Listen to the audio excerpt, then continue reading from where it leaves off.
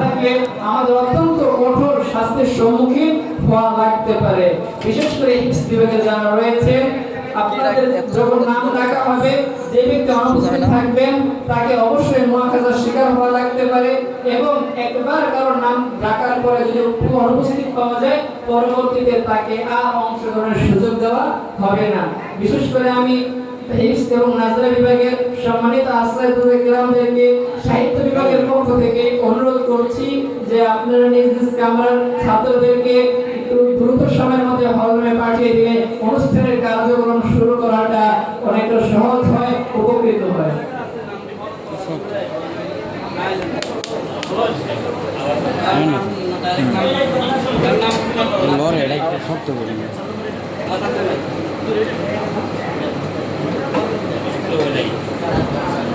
আলহামদুলিল্লাহ, আমাদের হিফজুল কোরআন বিভাগের যারা খুতবা দিবেন তাদের মধ্যে বাকি যে অংশ রয়েছে, এই অংশের বিচারকগণ ইতিমধ্যে তাদের আসন অলংকৃত করতে যাচ্ছেন, এবং 1 মিনিটের মধ্যেই আমাদের হিফজুল কোরআন বিভাগের খুতবার কার্যক্রম শুরু হতে যাচ্ছে।